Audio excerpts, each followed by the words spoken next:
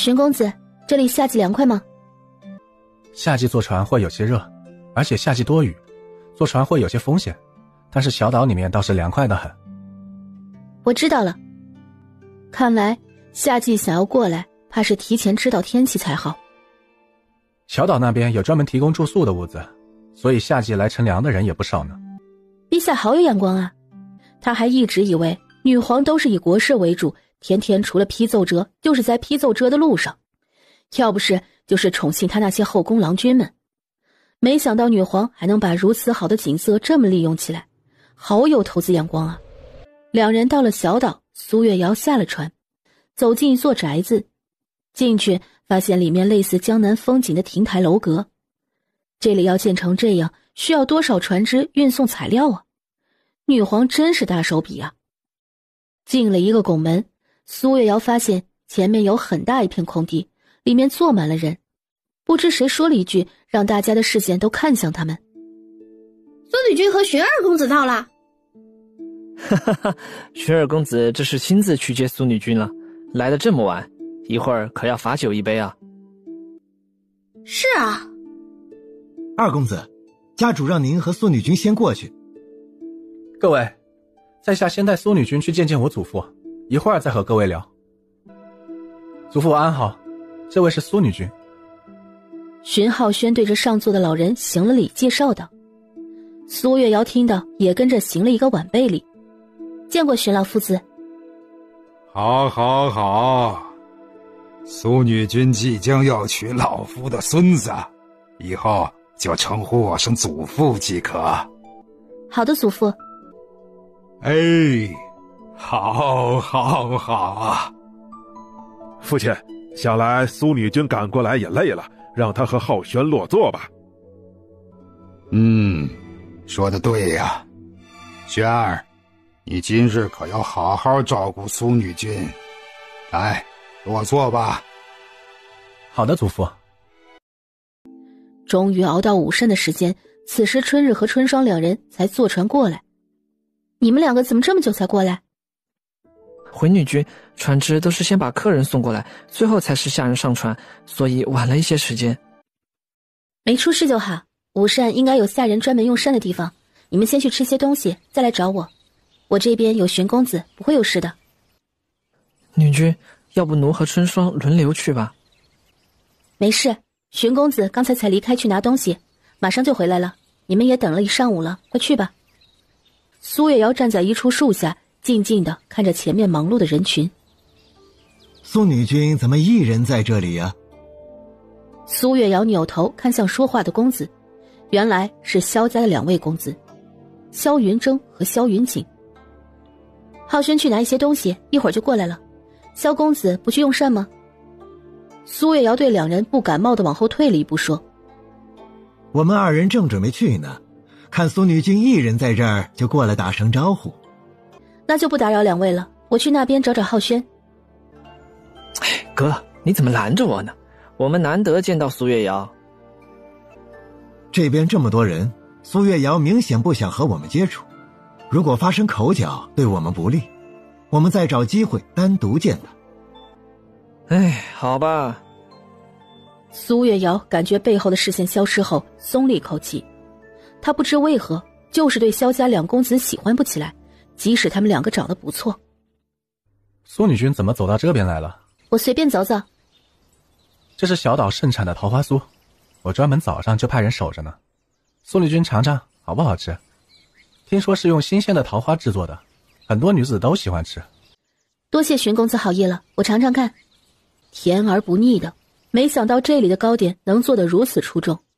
很好吃啊，这是我吃过最好吃的糕点了，你也尝尝看。他直接低头咬了一口，然而就在这时，他的嘴唇不经意间触碰到了苏月瑶的手指。那一瞬间，苏月瑶感觉到了一股电流从指尖传遍全身，让她的身体微微颤抖了一下。苏女君，糕点确实很好吃。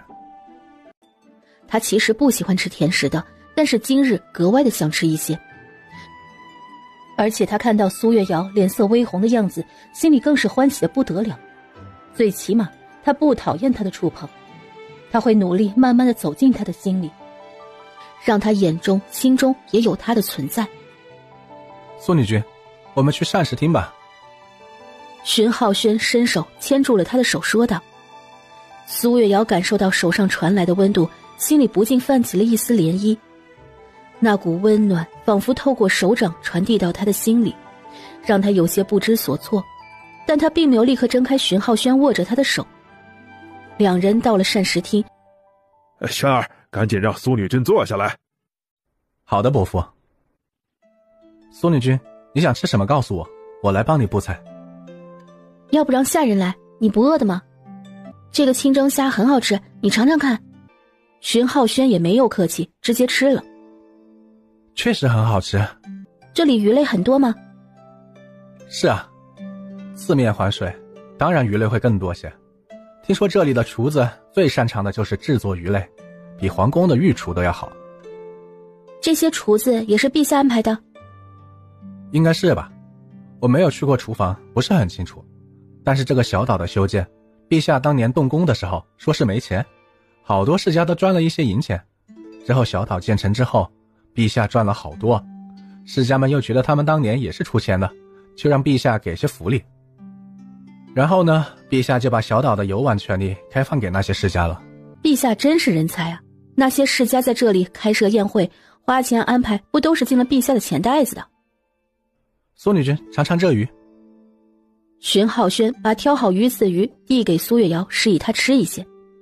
苏月瑶尝了一口，味道好鲜呀，一点鱼腥气儿都没有。就这样，众人愉快地用了午膳后，就各自游玩去了。中途也可以各自离开。苏月瑶和荀浩轩两人四处转着圈，散着步，很是惬意。但是暗处一直有两人盯着他们。哥，苏月瑶一直和那个荀家公子待在一起，我们单独见不上啊。萧云峥看着轻松惬意的苏月瑶，心里有些恼怒。一个偏远县城出来的女子，还嫌弃他们，不愿意娶他们。母亲已经准备给他们物色人选联姻了。父亲平常只待在书房画画，母亲还告诉父亲，他们要嫁的世家多好多好。事实上，世家联姻哪有那么好？我知道怎么做了，一会儿这样做。哥，如果这么做会不会不太好啊？没事儿，一会儿我们的船紧紧跟着，不会出事儿的。好，我知道怎么安排了。苏女君对家中的郎君真好，出门还不忘给他们带礼物。那是当然的，荀公子应该要感谢他们，他们今日可是特意鼓励我和你出来的。哥哥们确实很好，回头我让人送一份薄礼给他们。你应该和他们打好关系呢。荀浩轩听着，心里愈发有些堵。当他还想再说什么的时候，苏月瑶伸手递过来一只簪子，这只是送给你的，你们都有，我不会厚此薄彼的。荀浩轩心里那发堵的情绪一瞬间没有了。谢谢，我很喜欢。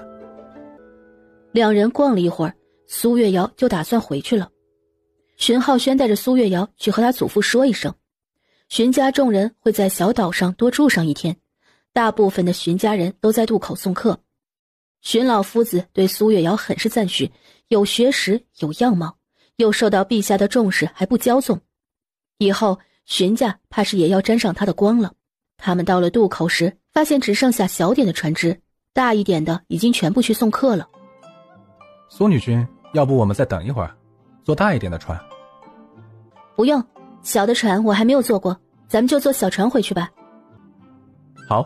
两人坐上船夫推荐的船只，小船只有船棚，里面的位置更是比较小，两人腿几乎是挨着的。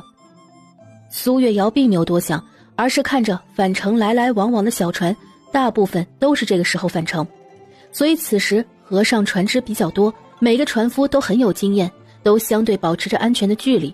荀浩轩倒是有些拘束，看着两人挨着的腿，耳朵有一瞬间红了。荀公子，大家都是这个时辰回去的吗？是啊，这个时辰回去可以在来时的路上逛一逛，之后返回去天色也不晚。这里确实挺好玩的，下次我带着主君他们过来玩，还可以在小岛上住上一晚。苏女君再来的时候可以提前告知我，我会安排好的。小岛的客栈住宿都是提前安排的。好，最近怕是没有时间了。小船慢慢的往对岸过去，但是在船行驶一会儿的时候，荀浩轩发现脚底有些水，顿时感觉不好。船夫，船渗水了。公子女婿，先去船尾。哎，船之前检查过的，怎么可能漏水呢？在下这就往前追上前排的船只。女君和公子抓好船篷。船上可是有女子，如果出事，他们这些船夫怕是都要受罚。苏月瑶有一瞬间的慌乱，她有些怕水，一想到要掉下水，顿时心里更难受了。那种被呛水要窒息的感觉，她不想体验。苏女君别怕，我会护着你的。两人到了船尾，船舱里面已经有一层水了。船夫在奋力地往前面的船划过去，众人看到船在船尾的两人，有人大喊出声：那不是苏女君和荀二公子吗？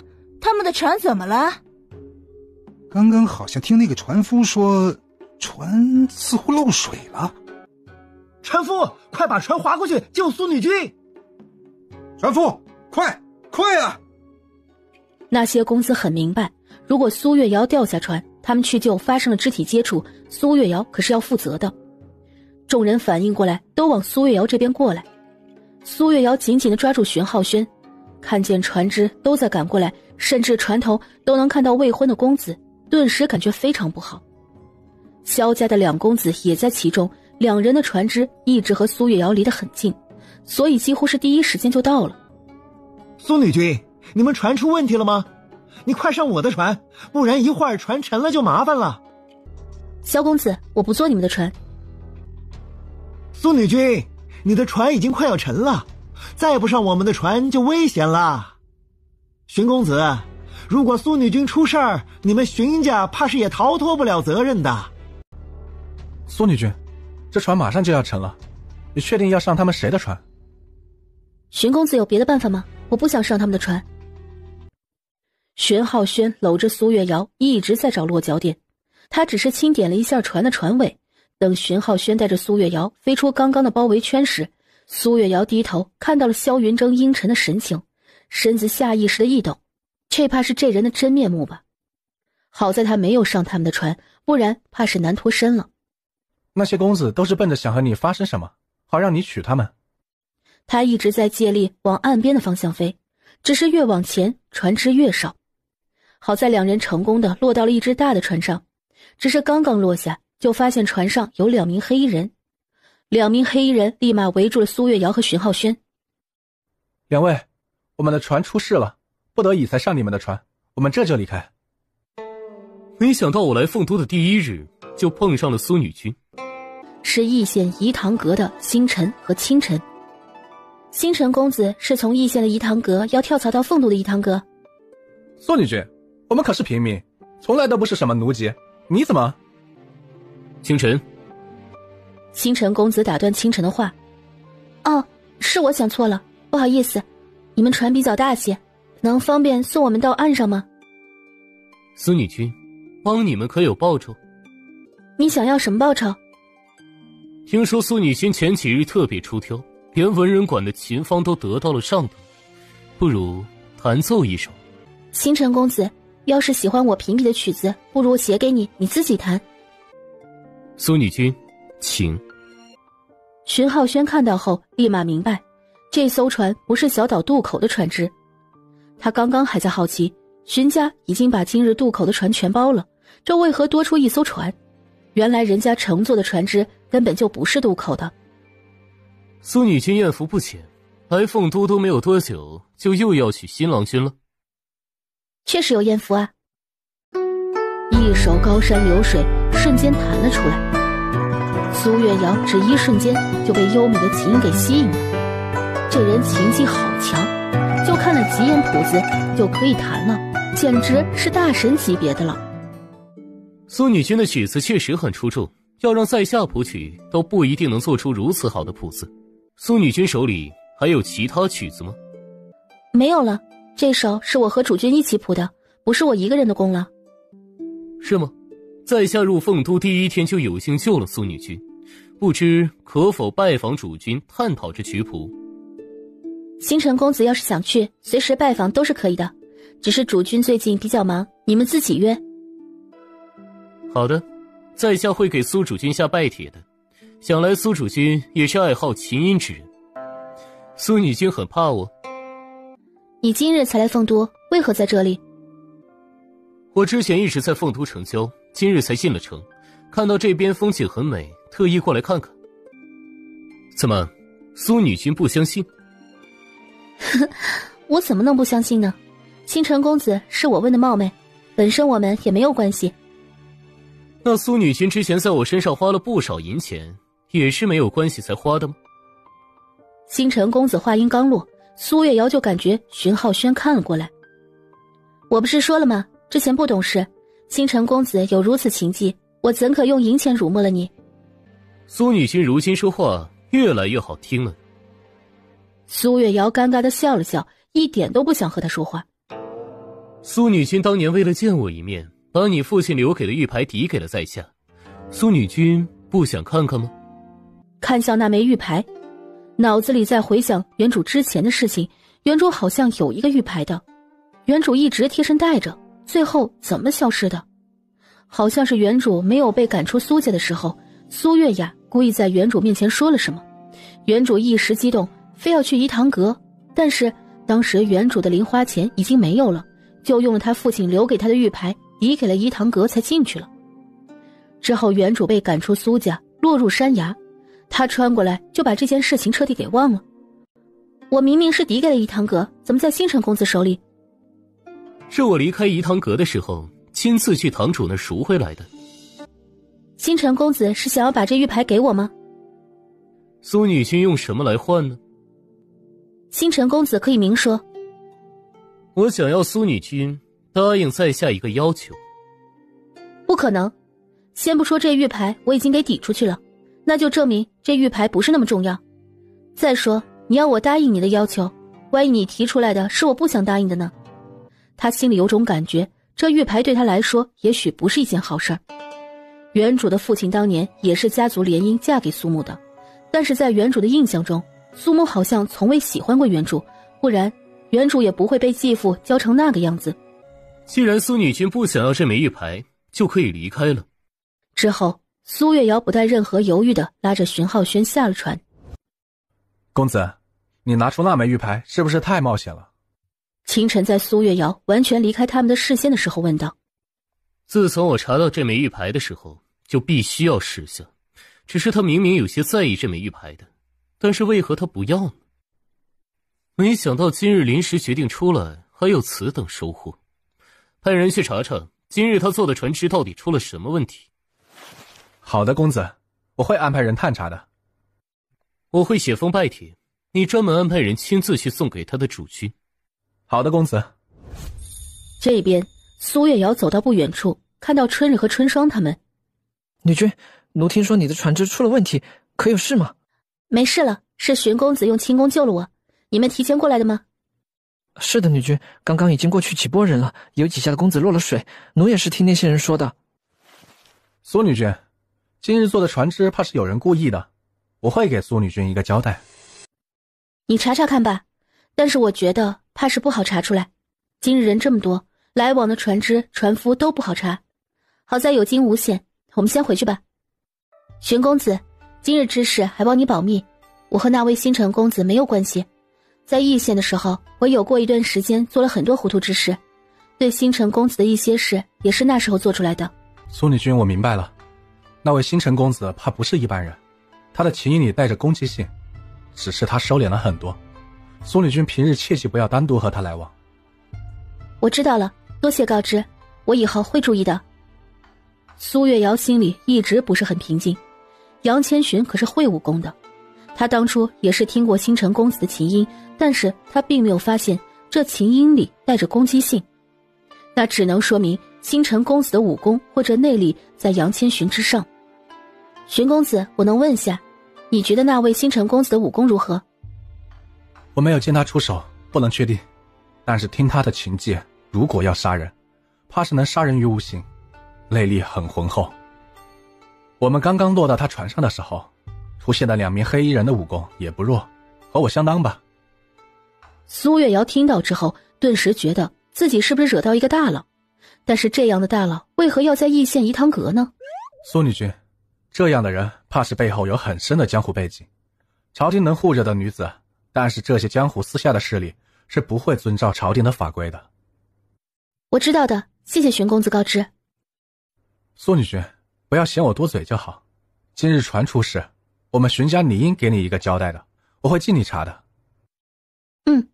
要是能查出来也好，查不出来，以后我们出门也注意些。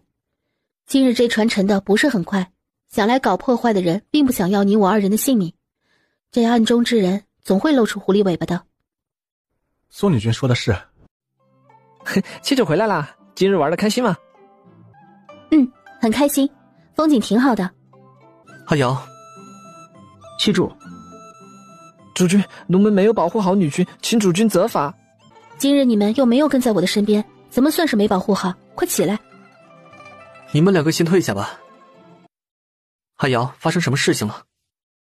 苏月要把今日船漏水要沉的事情，甚至包括星辰的事情都告知了他们。那个星辰公子我总觉得高不可测，特别是荀公子确定了他们的武功。芊芊，他十有八九会给你下帖子，你直接推了吧。阿瑶，我能不能见？不行，不能见，太危险了。阿瑶，真的不想要父亲留给你的玉牌吗？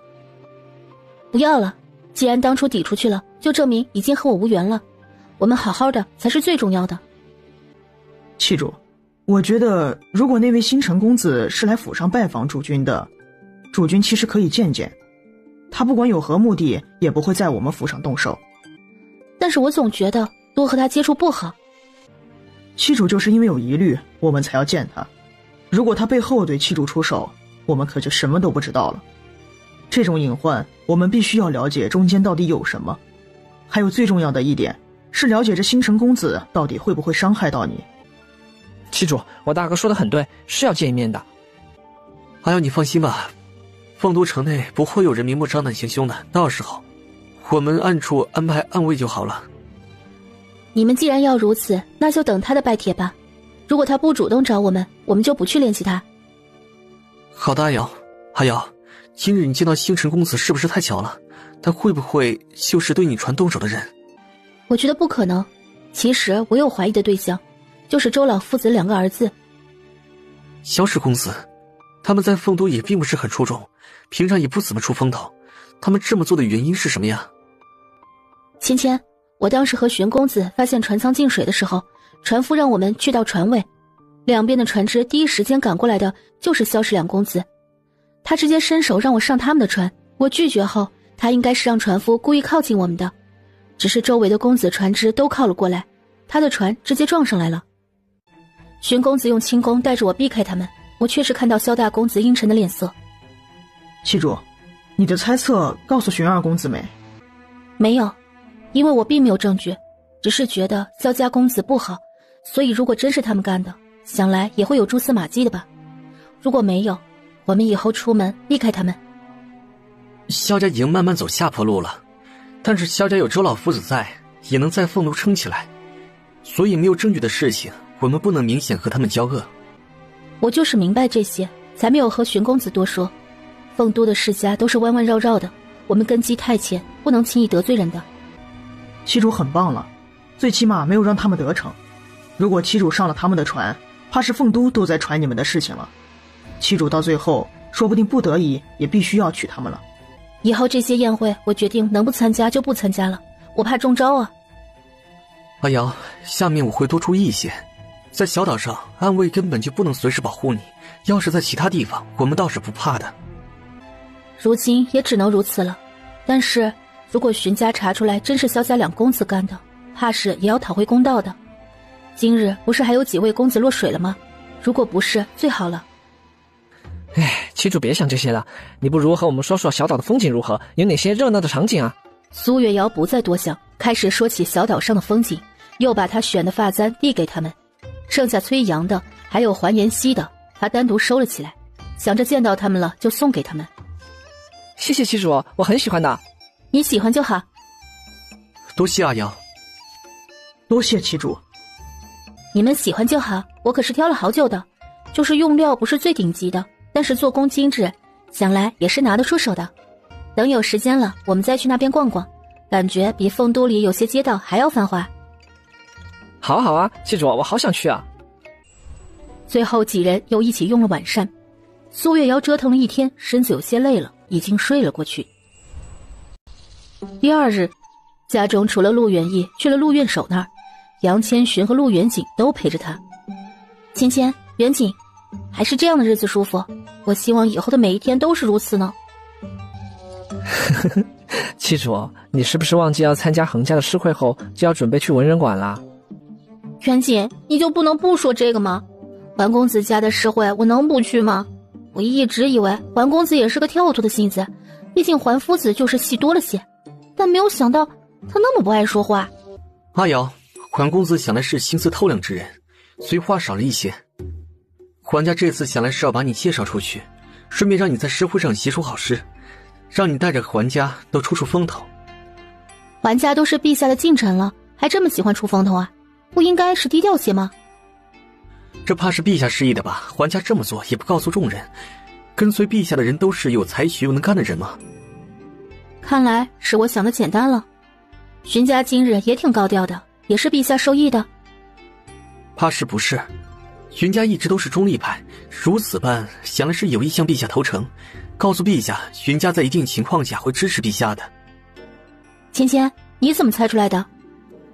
荀家选择在城东小岛游春会，那里是陛下的地盘，不就是告诉陛下我愿意进入你的地盘，以后会适当跟随你。我感觉我呀什么都不懂，心思也什么都猜不明白。哼，七主，我也什么都不懂啊，除了认识一些药材而已。七主，别想这么多了，出了事有主君和我们扛着呢。这时下人来报，崔副统领过来了。副统领大人在哪里？回主君，人在会客厅。杨千寻刚到会客厅，我刚听说苏女君昨日差点落水，可是真的？有没有受伤啊？是真的，但是好在有惊无险，荀家已经派人调查了。啊，那就好，没有受伤就好，我会调一队禁军去查探的。副统领，阿瑶对萧家两位公子有些意见，也怀疑船只是他们动的手脚，但是我们并没有证据。周老夫子的公子，我知道了，我会暗中派禁军留意的。啊，多谢副统领。阿瑶在院子里，你要见见他吗？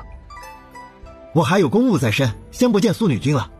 主君这边有任何需求，派人通知我。好的，副统领。副统领得知你昨日的事情，特意过来问问你有没有事情。他有心了。苏月瑶没有想到崔阳得到消息就赶过来看他。我把你怀疑萧公子的事情告诉了他，他会派禁军暗中观察，想来明日参加诗会也会安全一些。芊芊，你想得真周到，希望事情和他们没有关系吧？阿瑶不用太担心，你要娶的侧君家世背景都算是风度比较高的家族，一般人不敢轻易得罪的，他们进门之后往你身上凑的可能性就小很多。那这么说来，我是不是要赶紧把他们都娶回来，这样就清静了？可以这么说。七主，以后你后院人越来越多了，你会不会不喜欢我了？远景，你现在问这个问题是不是晚了些？不晚，他们不是还没进门吗？之前我大哥一直不让我问，说要守难得，说什么男子不能擅妒，哼，我才不信呢。那你还问？今日不是我大哥不在吗？主君你可不能给我大哥告状的。玄锦，你大哥可是让我好好管着你，他就知道你会乱说话，等他回来之后你自己和他说吧。七主，他们都管着我。哼，七主你还没有告诉我，以后你会不会不喜欢我啦？当然不会了，我们远景多可爱，我很喜欢呢。七主，我不可爱的。陆远景气哄哄地跑开了。阿瑶，明知远景不喜欢听这句话，你还总是这么说。哼，我是真的觉得远景很可爱啊。再说他有时候无心无非的性子，我都羡慕了。没有嫁人前，上面父母宠爱，又有哥哥姐姐宠着，如今嫁人了，上面大哥还顶着，多好。阿瑶这么说的确是，等远义回来之后，我专门告诉他，袁景问你的话，今晚怕是袁景要挨罚了。前你还说我，你更可恶。袁景怕是知道会哭的吧？阿瑶不想看这样的画面吗？他确实想看陆远景哭唧唧的样子。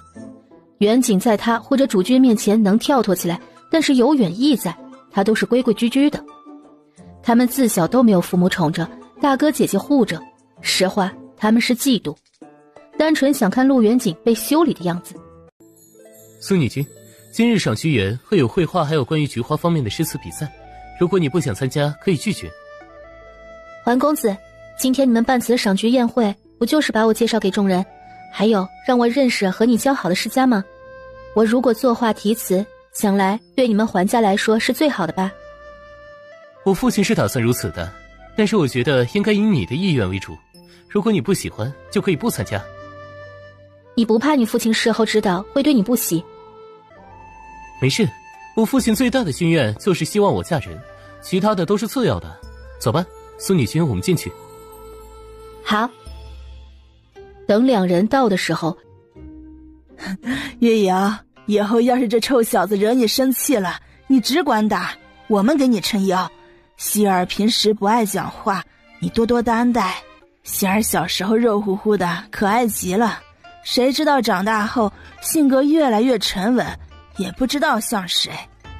按道理来说，他自小被我们宠着，上面哥哥姐姐的，他也没有受什么委屈，怎么就是这么个性子呢？我和他父亲一直以为他嫁不出去了，之前也有世家女子上门求娶，他连看一眼都不愿意，更有女子直接去找他，他直接扭脸就走。好在月瑶心善，把他娶回去了，让你受委屈了。你放心，希儿嫁妆我们桓家可是备得很多，足足准备了60担，还有一些凤都好的铺子之类的。凤都郊外更是有一个带着佃农的庄子，等夏季到了，让希儿带着你们去住几天。以后希儿就交给月瑶了。苏月瑶听到桓母说的嫁妆，心里一抽，还陪嫁带佃农的庄子，凤都郊外呀，妥妥的有钱还有权，能让去住的地方，那个庄子怕是不简单。他突然间觉得桓妍希不爱说话也挺好，最起码亲近，主要是给的太多了，即使不是他的，他也拒绝不了。之后桓母把桓家的基本情况都给苏月瑶说了一遍。月瑶，一会儿就是赏菊宴了，因为你的画师身份又刚刚过了文人馆的评比，怕是有人会起哄让你作画作诗的。如果真的不愿意，直接拒绝，我们桓家不惧怕任何人，你只需开心就好。夫人，你人真好，我很喜欢。没事的，画画和作诗对我来说想来是比较容易的，我会好好应对。这么好的长辈，他真是心生欢喜啊。那你自己拿决定就好。桓家虽说没有像崔家那么有武力，大多都是文人一派的，但是放心，我们战斗力还是很足的，绝不让你受委屈的哦。多谢夫人照拂。你娶了希儿，也算是我的孩子，以后希儿有的你也有，希儿没有的你还有。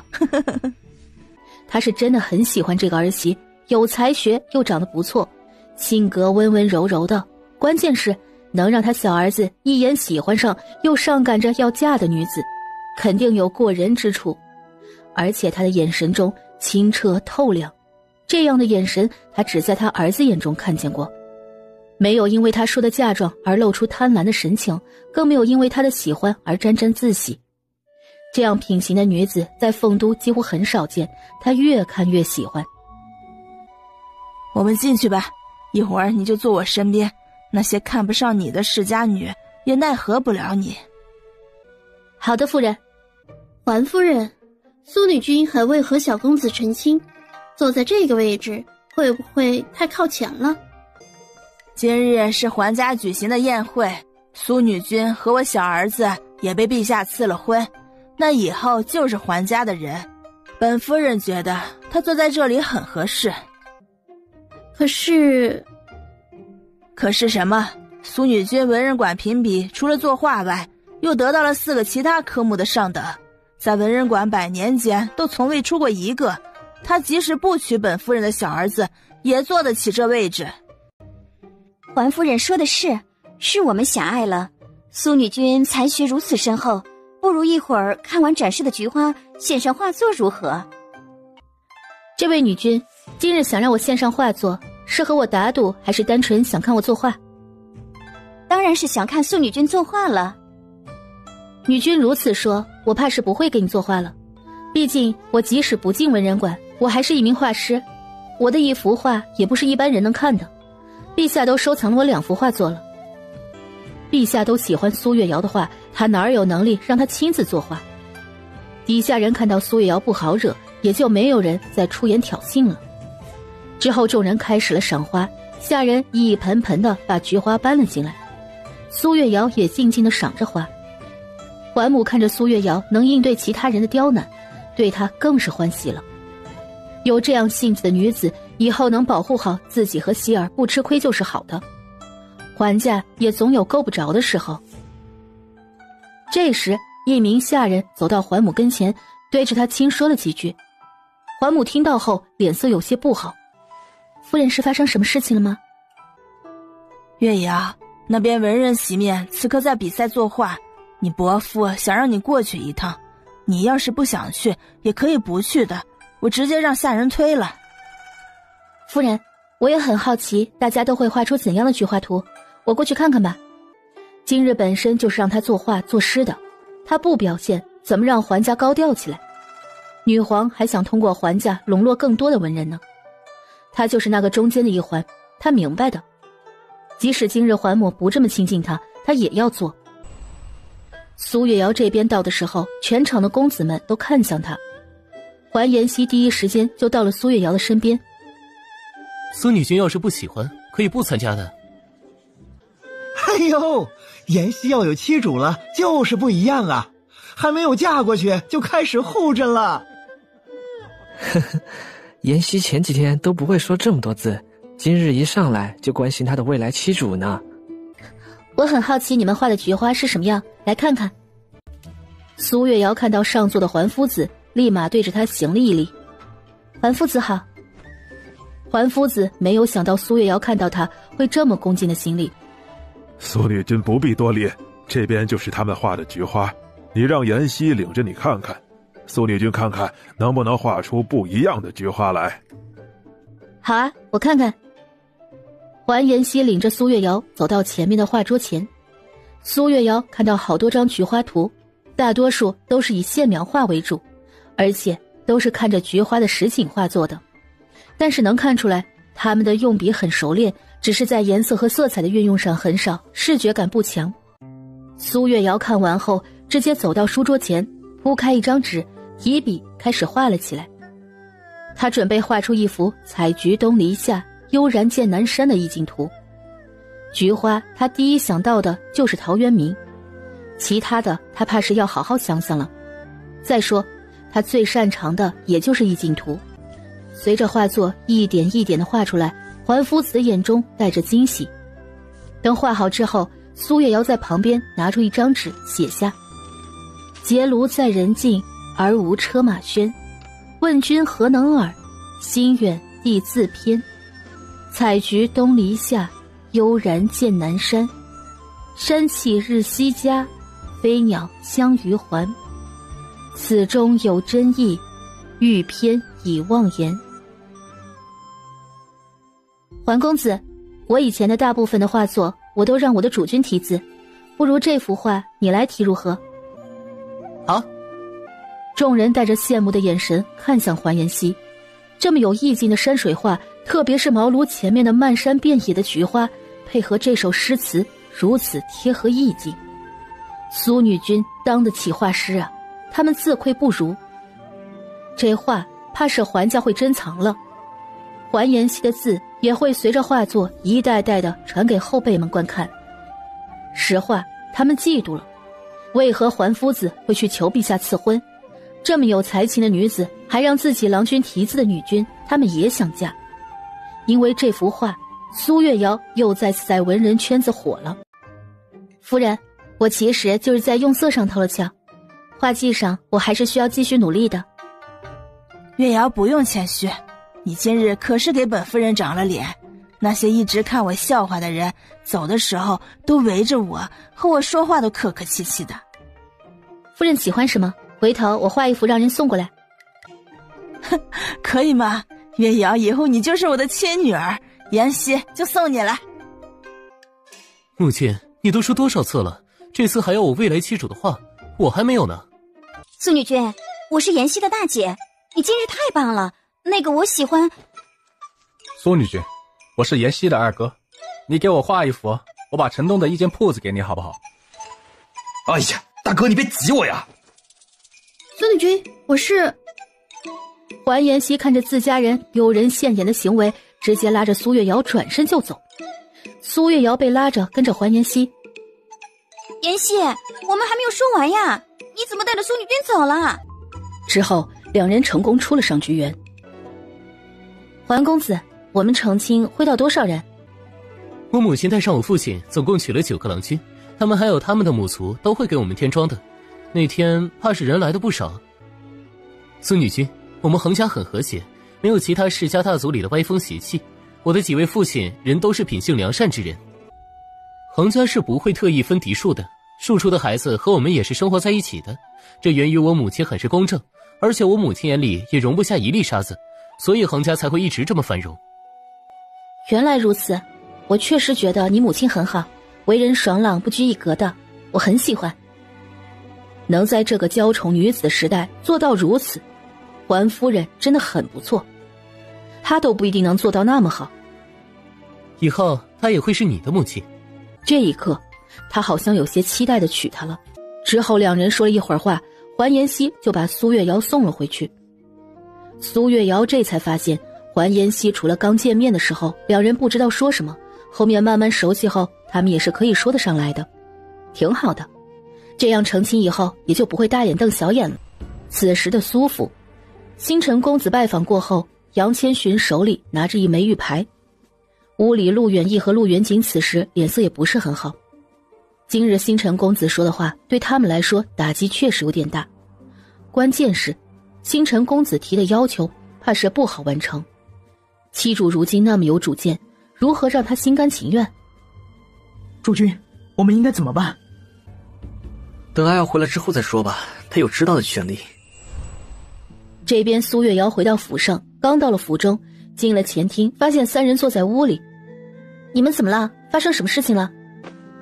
阿瑶回来了，今日和环公子相处的愉快吗？还可以，我今日画了一幅菊花图，他们很喜欢。环公子的母亲人特别好，很照顾我。你们怎么了？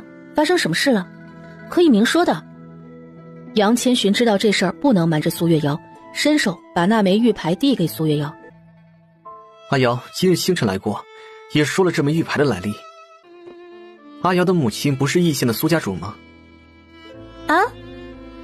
我父亲和母亲可是联姻，如果我不是苏家主生的，难道还是我父亲从外面抱的？原主可是从未怀疑过自己的身世，而且府中没有任何一人提过的，连苏月雅和他父亲也从未说过。苏母当年是给苏父生下一个女儿，只是这个女子长到3岁的时候，苏父带着去山中游玩的时候，女子被毒蛇咬到，都没有撑到大夫来就死了。当时因为那个女子苏家主受到了整个义县大家族的青睐，苏母得知的时候赶过去就已经晚了。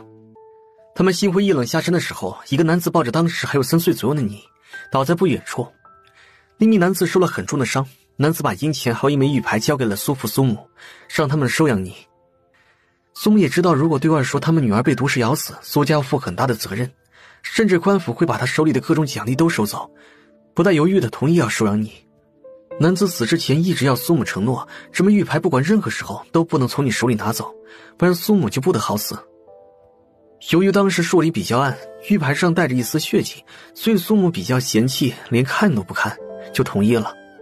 但凡自此以后，苏母就对苏父再也喜欢不起来了，这也是为何要不得苏母喜欢的原因了。苏母更是因为一间铺子就把你彻底赶出家门。这些星辰公子如何会得知？都10几年了，怎么查出来的？这星辰不会是他亲生父母的仇人吧，或者亲人？苏母怕以后有人说出来你的身世影响到他，所以那天跟着的所有奴仆都是被苏母下令打死的。但是其中一个奴仆在被扔到乱葬岗的时候没有死透，活了下来。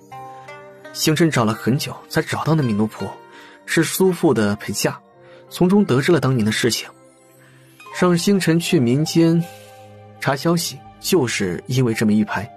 当初阿瑶把玉牌抵给怡汤阁的时候，星辰并不知道。怡汤阁的堂主当时就觉得这枚玉牌就很好看，就自己带着装在荷包里。我们在驿县见到了星辰，阿瑶又拒绝给他画画，被堂主听到之后，堂主这才想起来那枚玉牌，星辰才是第一次看到。我们来凤都都1个月了，星辰都在查，前几天才确定了你的身份，来了凤都。我的身世和星辰有关吗？他为何查得这么细致？1个月的时间就能把10几年的事情查出来，这星辰好大的本事啊！不会是我亲生父母杀了他父母，他来报仇的吧？或者我亲生父母被他父母杀害，他来斩草除根的？又或者是他愧疚来道歉呢？七主，你不去写书真是太可惜了。阿瑶不想知道自己的亲生父母吗？其实是不想知道的，我已经长大了，已经过了想要母亲或者父亲的年纪。苏父其实自小很疼我，在我的印象里，他从未亏待过我。以前我不理解为何他总是看着我都郁郁寡欢的，现在想来，他在想他的女儿吧，又或者心里内疚。阿瑶，星辰和你父母有些关系，他是你父亲的孩子，但是我和星辰是兄妹。七主，你听主君说完，要是兄妹就好了。星辰是你父亲的养子，那我们不是也有这兄妹名分吗？但关键是你父亲和你母亲还没有成亲。哦，未婚先孕呢？这里没想到这么开放的。又由于后面发生了一些事情，星辰根本就没有上到族谱上，所以你们连名分上的兄妹都不占。那我父亲接下来发生什么了？你父亲当年一心想在琴技上有所突破，就来凤都求学，在离开你母亲的时候承诺3年之后就会回去娶她。等你父亲成了琴技大师之后，派人去接你母亲过来，但是你父亲在文人馆弹琴的时候被一个世家大族的女子看上了，你父亲直接告诉世家女她身子不洁，不配嫁给他，而且也有心爱之人。但是世家女不介意，你父亲宁死不屈。世家女有得知你母亲来凤都找你父亲，威胁你父亲如果不从，就会动用家族权力把你母亲送进女楼。你父亲没有办法，提了一个要求，让他再见你母亲最后一面。世家女同意了。当你父亲得知你母亲生了你，欣喜若狂，但是想到世家女阴狠的手段，就让你母亲赶紧带着你离开凤都。不知道为何世家女还是知道了你的存在，就派人准备抓你和你母亲回来。为了让你活下去，你母亲把你交给他一起来的策军，而那名策军就把你托付给了苏家那名男子。你母亲在逃亡的路上摔了马，受了很重的伤，没过多久就去世了。世家女怕人知道你母亲的家族一夜之间被灭了门，你父亲更是知道后要一心杀了那名世家女给你母亲报仇。世家女被刺伤，世家女的父母震怒，找人伪造了一份对女皇不敬的曲子，又举发了你父亲。但是女皇看到那份曲子并没有生气，要想见你父亲一面。他们怕你父亲见到女皇之后说出不该说出的话，就给他灌下了令人神志不清的药。之后你父亲进宫之后不知道发生了什么，被陛下以抗旨之名判了斩首。那星辰为何在我父亲身边，差点成为养子的？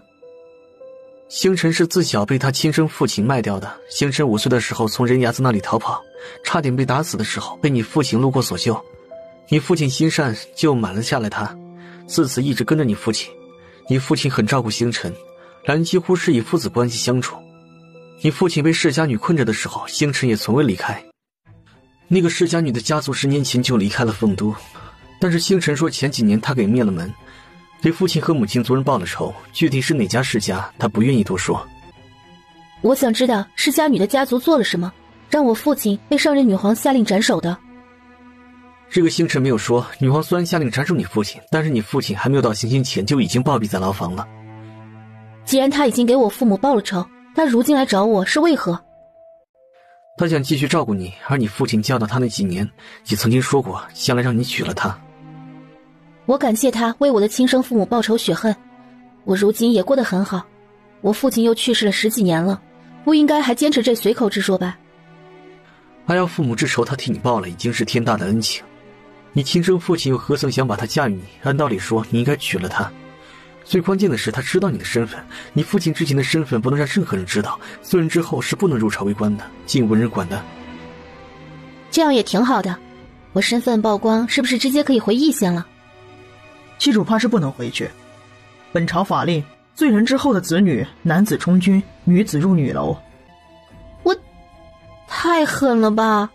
那我不能给我父亲平反昭雪吗？上任女皇已经入了皇陵，除非现任女皇顶着大不孝之名给父亲平反，不然即使有证据也是无用。你们是怕我身份曝光才让我娶了星辰？最起码他成为我的人，就成了一条绳上的蚂蚱，安全是吗？阿瑶是这个理，被女皇判刑之人的亲近家眷，入了女楼之后死生不能踏出去，除非死。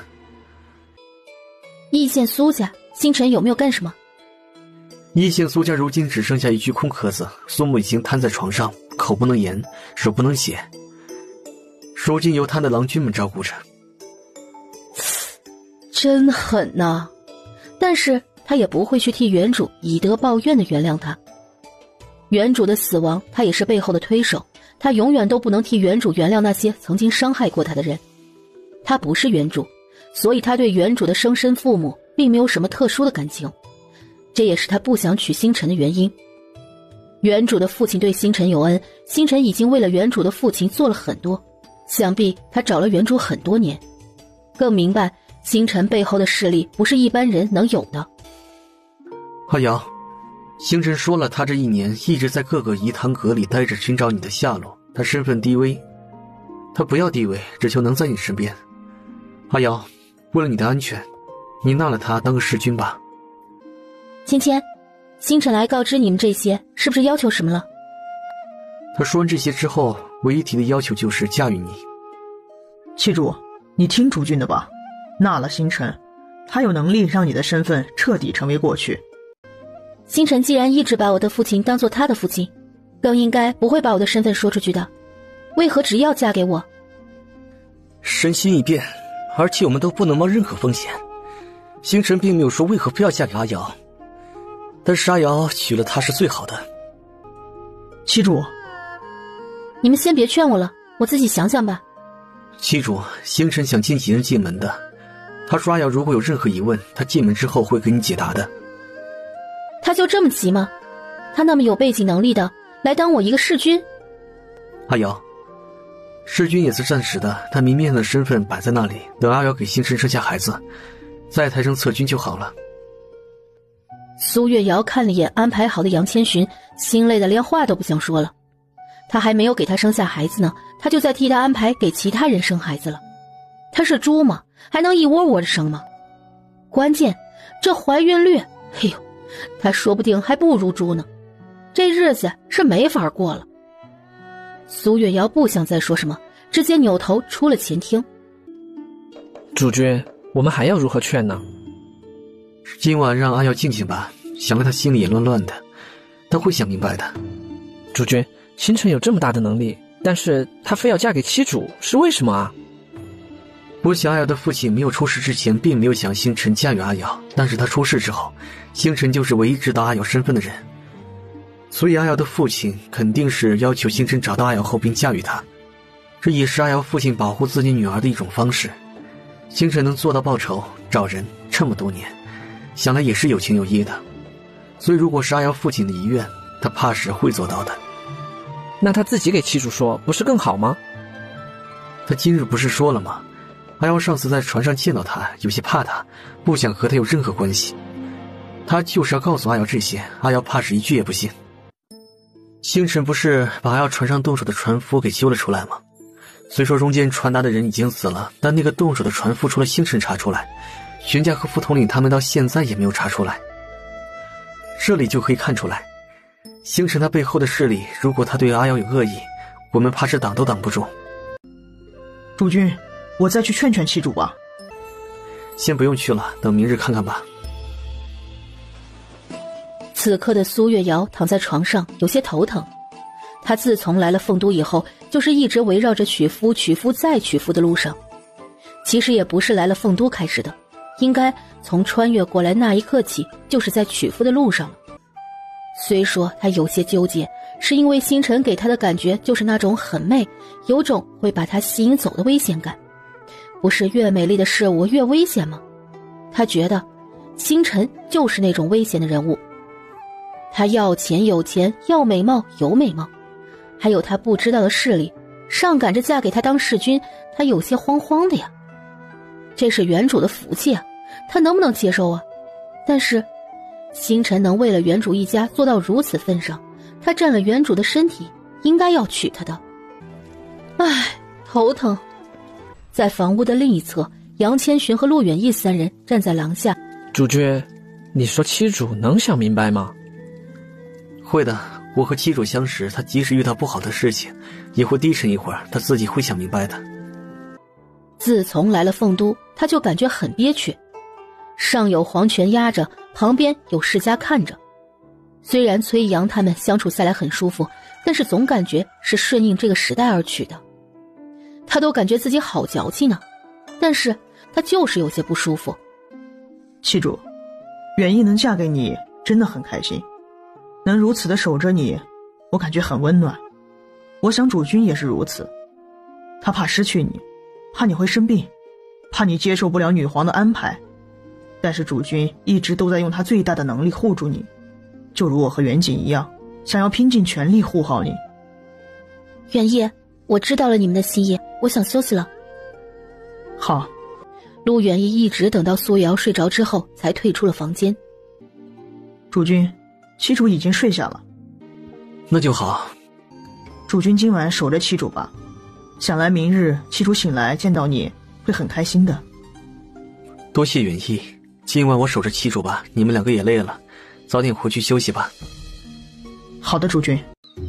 翌日一早，苏月瑶醒来，看到躺在她身边的杨千寻，顿时开心的嘴角弯弯。阿瑶醒了吗？有没有不舒服？我没有不舒服，我很开心。芊芊昨晚陪着我。芊芊，你给星辰回话吧，我娶她，等以后有机会了，给她生个孩子，会抬她成为侧君的。如今先委屈她一些。好的，阿瑶。杨千寻听到苏月瑶的话，脸上也带上了笑意。这样做，如今是对他们最好的。阿瑶，昨日有个内官传来消息，我们明日就可以搬到陛下赐的宅子里，星辰就等我们搬到新宅子的时候，直接把他给纳进来。这么快就收拾好了？你们不是说那处宅子很大的吗？想来陛下派了不少人，这还是陛下第一次赐宅子，还派人修缮打扫的，陛下对阿瑶真重视。芊芊，其实我觉得陛下肯定不会白白的给我修缮的，那处宅子旁边可是大皇子府，总感觉陛下憋着坏呢。阿瑶这话可不敢在外面说呀，不能诋毁陛下的。我又不傻，怎么会去外面说？这次希望我想多了吧？行李都收拾好了吗？都安排好了，我准备明日我们搬进去之后，3日后举行乔迁宴，具体通知的人我会和副统领商量。行，你看着安排吧，让远义和远景帮着你一些，别累着了。阿瑶放心吧，乔迁宴后，阿瑶可要想想进宫给陛下求亲，要送的礼品还有给大皇子的聘礼画作。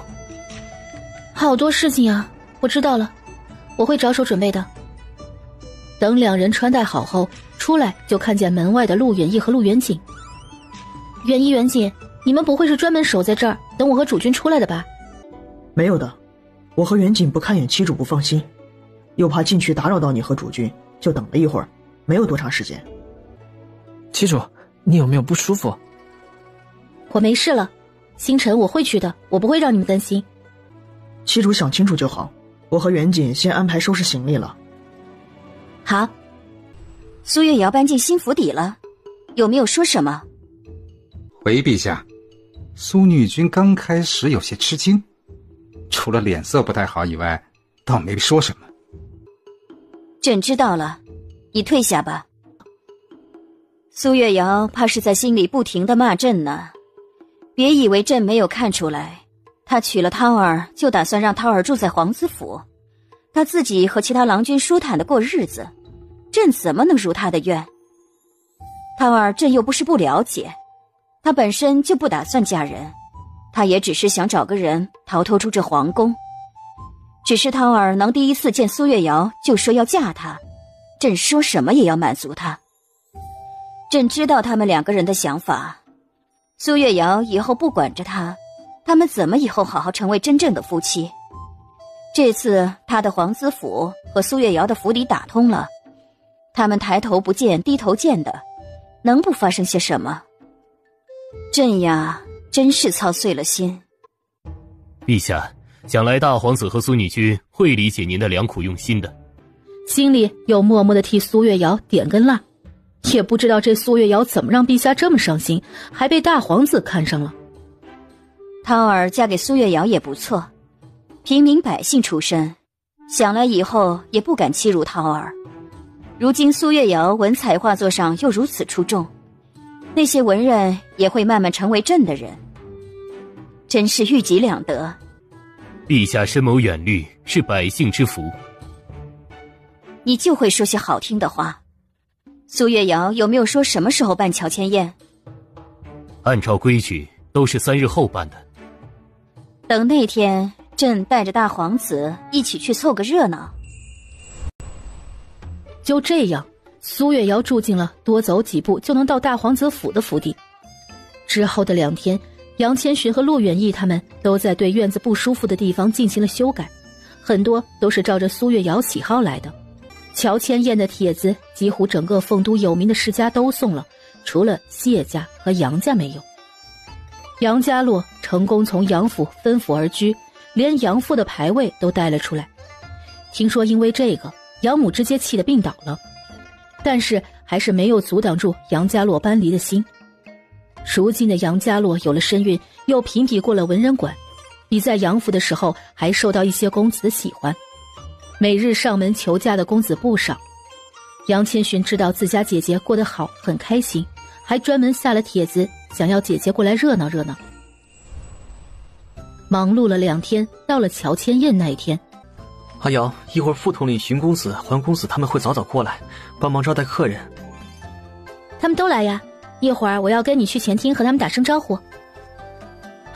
好的，阿瑶，但是今日你要在会客厅等待客服女君们。会来多少人呢？不知道，该下的帖子我都下了。好吧，我知道了。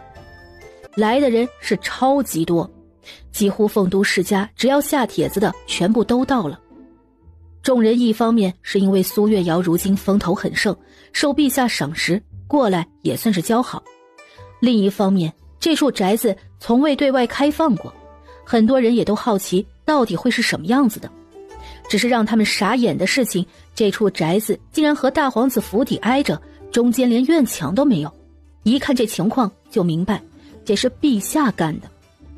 陛下确实对苏月瑶很宠啊，连皇子府都能和苏月瑶的府邸合并了。但当众人看到苏月瑶背后站着的郎君们，顿时牙都要酸了。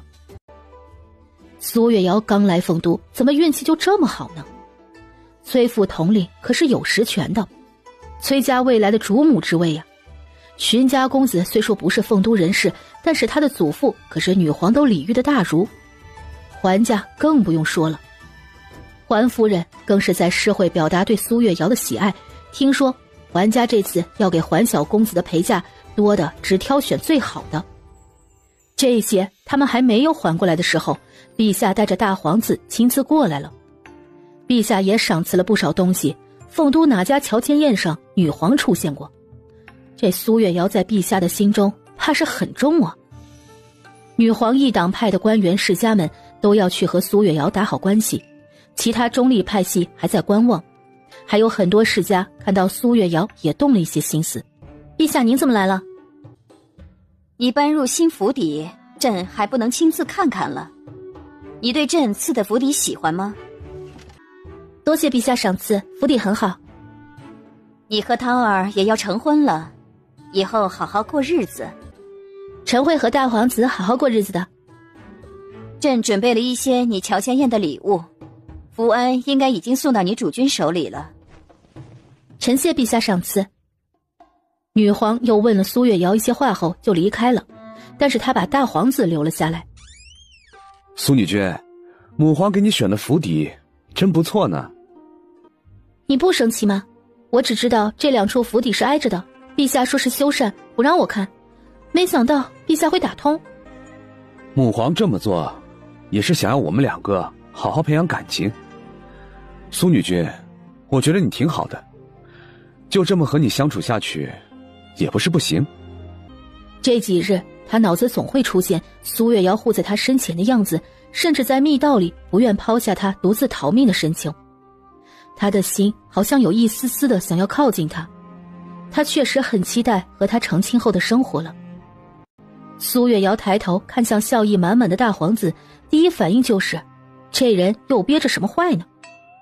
你又想干什么？走吧，你这个主人就这么躲着不露脸了？我是想躲着，但是可能吗？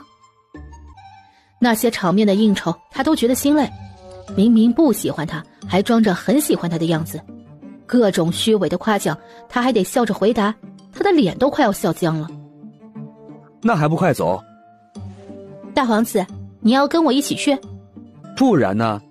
母皇让你办乔迁宴，就是为了让本殿下陪在你身边，告诉众人本殿下即将要嫁给你。殿下，不用你陪着我，众人都知道你即将要嫁给我，赐婚圣旨大家都是知道的。苏月瑶，你是今年文人馆评比第1的女子，本殿下是皇子，母皇又把我的皇子府和你的府邸打通，为了什么？为了让我们天天见面更方便。大皇子像是看傻子一样看向他。苏月瑶感觉自己被这个眼神给侮辱了，立马又说道：陛下是让世人看到我苏月瑶站在他那边，而且还很喜欢你，陛下更是为了成全我2个，把2府打通了。你还不算太傻。母皇一方面想要靠你更笼络一些人，特别一直保持中立的世家们，但是母皇也想让我们2个好好相处。我明白的，大皇子不用生气，是一会儿要配合很喜欢你是吗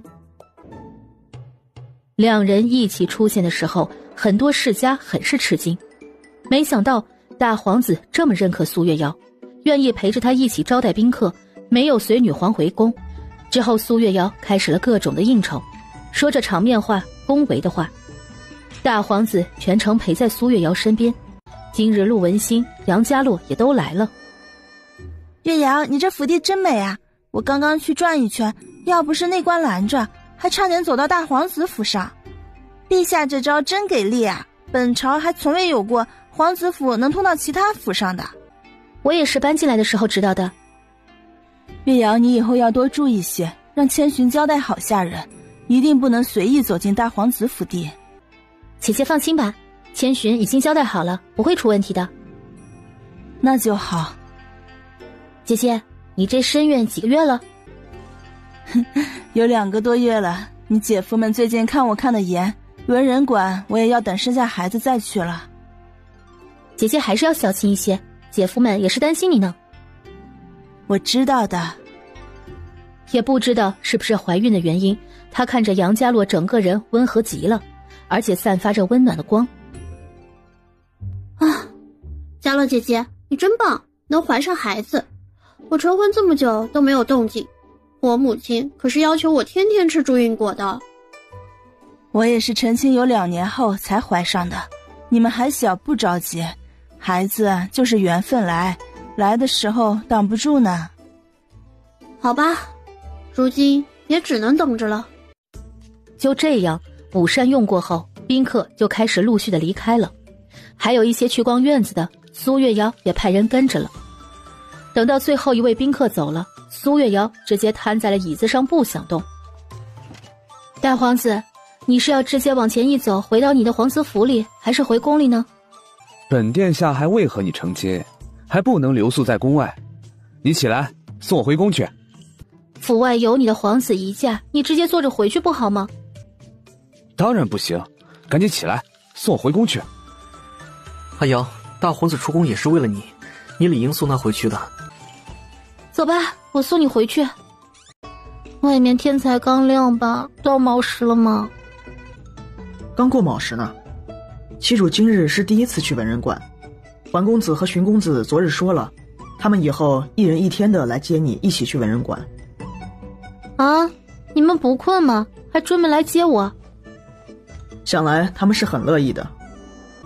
元义，你们平常也是这个时刻起吗？会比这个时辰要早一点，我们也要练武，强身健体。我比不过你们。七主不用和我们比，七主你有我们护着就好。文人馆是天下才子文人雅士最想去的地方，七主这么不想去，让人看见了还是要嫉妒恨死你。他们那些人是不会享受生活吗？今日是荀浩轩来接的。苏女君早上好。早上好。我打听过了，绘画坊刚入学的学子不多，都是夫子们讲解一些理论知识，还有文化学识，这些是不能缺席的。等到这些讲完后，夫子们会出题让你们作画，时间是2天，不限地点的。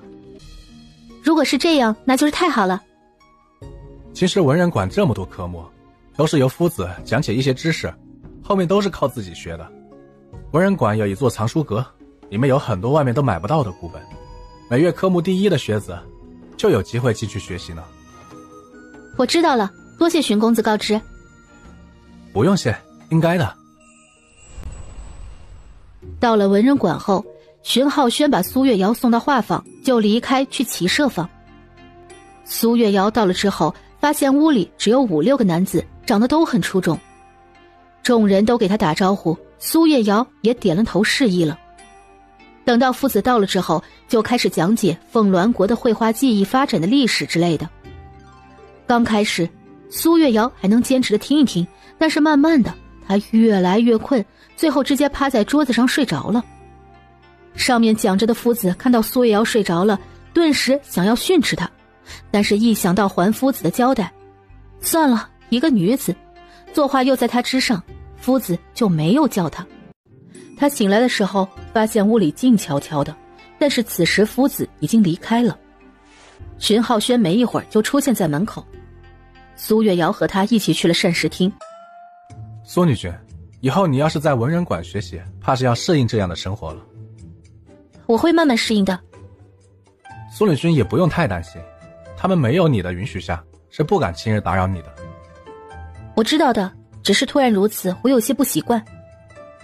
今日上课如何？累不累？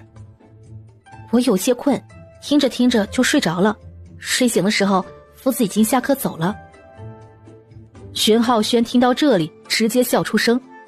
第一次有人在文人馆上课的时候睡着的，想来今日那位夫子是看在是女子的份上，才没有被直接挨训的吧。就这样，苏月瑶上几天课，有时候她能坚持听完，有时候困得睡觉。好在夫子应该对他是睁一只眼闭一只眼的，从未训斥过他。阿瑶，明日日子不错，星辰公子会进门。我知道了，我是不是不用迎娶的？不用的，星辰进府为侍君，只需要一顶轿子抬进门就可以。我已经给他安排好了院子，阿瑶明晚直接过去就好。阿鸟，你纳了星辰后，再过2天就要到文人馆休沐的时候，你要进宫一趟，给陛下正式的提亲求娶大皇子。礼物七主怕是要自己选了。我这2日会安排好的。芊芊，这后院以后人会越来越多，咱们的相处时间会很少，你会难过吗？阿瑶不要想太多，阿瑶如今越来越优秀，迟早都要如此的。我知道阿瑶的心意，再说我们每日都能见到你，这样子已经是最好的了。芊芊永远都这么好。星辰侍君的院子已经收拾妥当了吧？回主君的话都已经安排好了。等侍君入府之后，不用安排下人去伺候，侍君带来的下人要以礼相待。好的，主君。苏月瑶虽然知道今日要娶星辰，心里还是有些七上八下的。她至今都想不明白，一个背后有强大势力的人为何会愿意嫁给他只当个侍君，即使要报恩也不用做到如此份上吧。男子嫁人可是赔上一辈子的幸福啊！星辰已经进府了。已经进府了，入住的西侧的凌雪居。世君今日刚进门，还要这3日先陪着他。好，我知道了。苏月瑶到了凌雪居外，看到门口守着的下人穿着都是黑色衣衫。见过苏女君。你们2个是星辰的人，不是府中的下人。回苏女君，奴们是公子的贴身侍从。女君请，公子已经候着了。当他看清房间内的情形时，顿时愣住了。只见星辰身着一袭粉色衣衫，正静静地坐在床边。那身粉色的衣衫让他整个人看起来宛如一朵盛开的桃花，娇艳欲滴的。苏月瑶不禁被星辰的容貌惊艳到了，她的面容白皙如雪，细腻的如同羊脂白玉，散发着迷人的光泽。她的鼻梁高挺而立体，犹如雕塑大师精心雕琢而成，给人一种坚毅而又不失柔和的美感。她的唇微薄而红润，微微上扬的嘴角带着一丝若有若无的笑意，仿佛在诉说着无尽的温柔与魅力。尤其是那双眼睛深邃而明亮，犹如夜空中闪烁的繁星，令人不由自主地沉醉其中。此刻的星辰显然经过了一番精心打扮，淡淡的妆容让她原本就俊美的脸庞显得更加精致和妩媚。那粉色的衣衫更是将她的气质衬托得淋漓尽致。妻主这是看我看得入迷了？苏月瑶看了眼星辰，有些摸不住他到底想干什么。这些年我为了给父亲报仇，建立了很多情报点，包括杀手组织。一是报仇，二来就是为了找到你。上年我的人无意路过易县附近的山峰，救了一个上山的猎户，从他的嘴里查到10几年前有一名受伤的男子带着一个孩子在山上出现过，所以我才会出现在易县的颐堂阁。我暗查了很久都没有查到你的下落，那枚玉牌也从未出现过。只是我没有想到易县出名的混子会是我找了很久的人。那我把玉牌抵给颐堂阁的时候，你为何没有第一时间发现？如果当时星辰第一时间就知道了，原主说不定就不会死，他们说不定真的能相认了，也就没有他什么事儿了。那枚玉牌上很特殊，在花纹深处有父亲的名讳，我不能大张旗鼓的去找，所以除了在外找你的心腹，其他人并不知道玉牌的事情。星辰其实已经替我报了杀父杀母之仇，我如今也过得很好，你的势力又那么大，你不用特邀嫁给我的，还把真相说出来。但是你是真的苏月瑶吗？如果你是之前那个混子苏月瑶，我想来会按照你说的去做，不会再次出现在你的眼前。你父亲当年救我性命，努力教导于我，我从未见过那么良善温柔的人。父亲刚开始并不知道你的存在，所以一直只把我当作义子照顾，但是他知道你的存在后，想尽办法想要你活下去。在他得知进宫要死的时候，他求了当年只有7岁的我，让我将来一定找到你，让我看在他对我恩情的份上，嫁给你，护着你。父亲又不想委屈我，他说如果我不想嫁给你，又或者你将来品行不好，就求我能护着你的性命，在这世间安稳生活。父亲还给我很多银票，让他最信任的奴仆带着我逃出去，我也是靠着那些银票一点点的建立势力。后来我机缘巧合之下，我救了一名被追杀的杀手，他教会我如何杀人，如何利用美貌。我甚至还当了杀手2年，最后我成功杀了他仇人，他的仇人就是江湖排行第1的嗜杀阁阁主，而我就成为这个嗜杀阁的阁主。苏月瑶，你告诉我，一个从小喜欢吃清淡饮食的人，一个从小魂不吝无情无义的赌徒，一个看见好看公子都走不动的女人，一个从小没有学过一天学识的人，怎么会一夕之间喜欢辣菜，会娶一个名声尽毁的公子，还对他如此之好，又或者直接画出如此高深的画作？星辰每说一句话，苏月瑶的脸色就越低沉，甚至眼底带着慌乱。原来他无形之间带着这么多的破绽，想来杨千寻、陆远义他们查过原主的过去，都是有所怀疑的吧？星辰，你说这些想表达什么？是想让我说我并不是苏月瑶吗？其实那次在颐堂阁我见你的时候，没超过1天，我就已经拿到那枚玉牌，确定了你的身份。你的这双眼睛太像父亲了，所以我查了你从小到大的事情，只是唯一的遗憾就是从小跟着你长大的那2个陪侍死了。苏月瑶，能告诉我你到底是谁吗？父亲的亲生女儿到底是谁？之前从山崖掉下去的苏月瑶是不是已经死了？你到底是谁？脸皮没有问题，那身子呢？我是苏月瑶没错，即使你让苏母或者苏月雅亲自查，我都是苏月瑶。呵，皮囊没有错，那就是你的魂魄有问题了。怎么，我说对了？换了魂魄的你倒是让我能心甘情愿地守着父亲的意愿嫁给你，这样有才华的你让我真心想嫁了。但是我要确定的是，你到底是谁呢？星辰，我不知道你在说什么。他是穿越过来的事情是他唯一的秘密，他不能说。这里对鬼、魂魄、邪祟之类的东西可是严厉打击的，要是他承认了，他怕是会被烧死吧。苏月瑶，你还是我见过第一个能在我面前不说实话的人呢。我很期待你能坚持多久。记住，今日可是我们的洞房花烛夜，时辰不早了，我们也该就寝了。星辰把苏月瑶放到床上后，直接吻了上去，没有给他一丝拒绝的机会。他的唇迅速压在了苏月瑶的唇上，让她无法挣脱。同时，他的手开始熟练地解开苏月瑶的衣衫，动作轻柔却又带着不容置疑的霸道。苏月瑶瞪大了眼睛，她试图反抗，可星辰的力量太大，她根本无法抵挡，热情似火，让人无法抗拒。星辰，你放过我好不好？我就是苏月瑶，不是其他人，我求你放过我。那你告诉我，你到底是谁？脱光的星辰抱着不着寸缕的苏月瑶，两人的肌肤相亲，没有任何衣物的阻隔。他们的呼吸变得急促起来，心跳也愈发加快。告诉我，你到底是谁？我就是苏月瑶啊！不，你不是。